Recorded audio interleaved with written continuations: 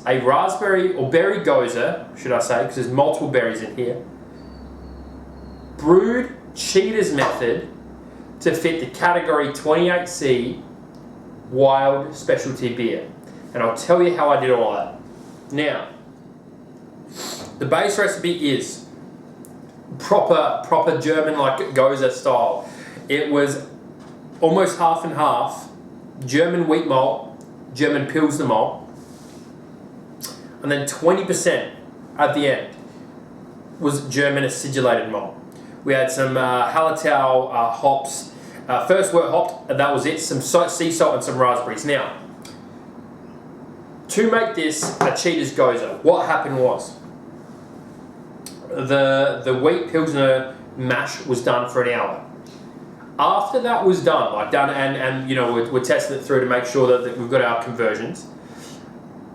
An additional hour mash was done with the 800 grams or the 20% of acidulated malt, and that was to drop the mash of the pH of the mash.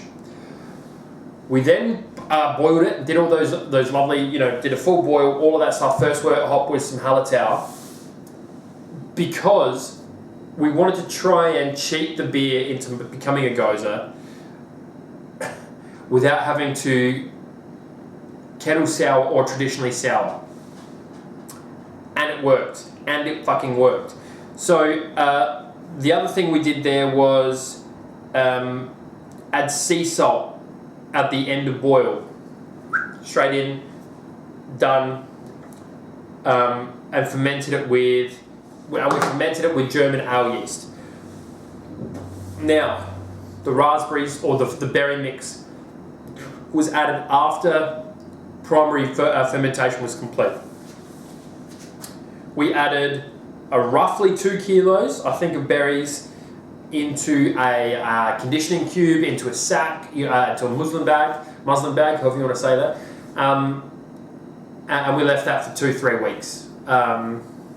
10 degrees for the majority of the time, dropping it to 3 degrees to cold crash and all of that.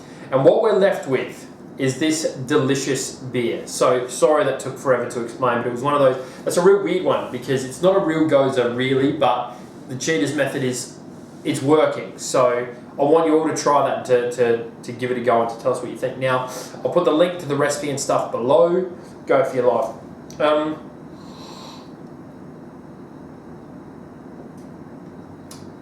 Look at that lovely colour. So I was trying to make sure that the berries wouldn't overpower the beer.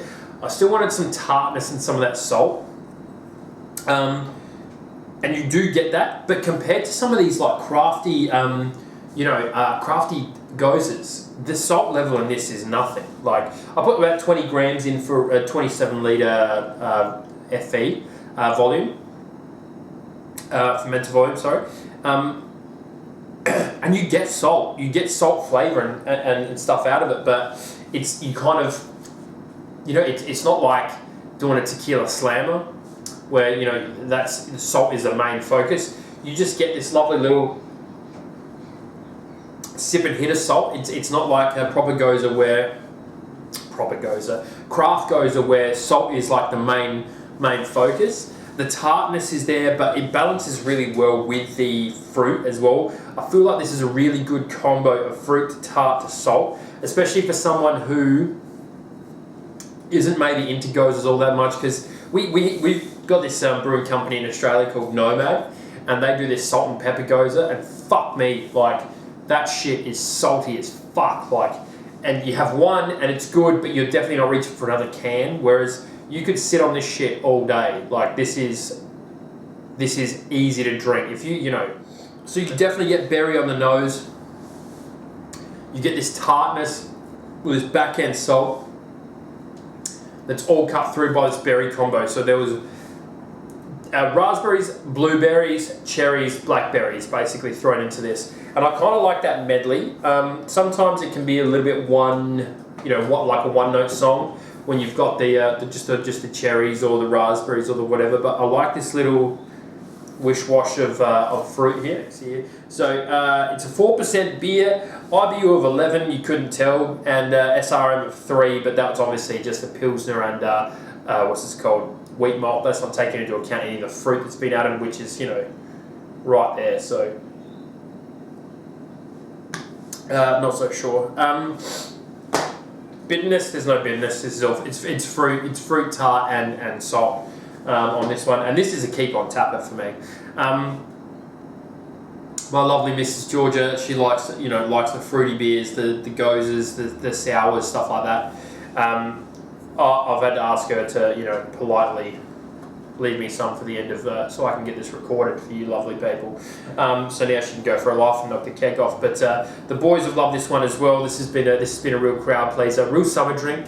Probably should have made this closer to December or November, not in the dead of winter like I have. But yeah, really pleasant, really easy drinking, lovely beer. Give this to the non-crafty boys. This could be a little gateway into gozes, I'll tell you that much.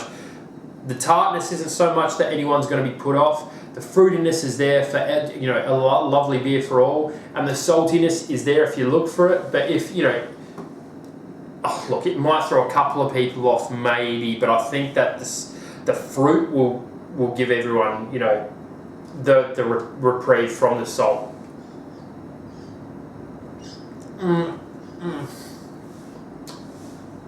What's it similar to? Any fruited Berliner Weiss. That's all I'm going to say. This is another Homebrew Challenge beer. We are brewing every style as defined by the BJCP. There's 120 that we've counted. There's 4 of us, but there's 3 of us doing 40 beers each with Simo filling in the gaps where he can. Brewing as close as we can to a perfect example of the style. There have been a couple of beers up there we've had to do 3 times already that haven't been made it on the list. We want to have a catalogue at the end of this of a perfect example of each style of beer.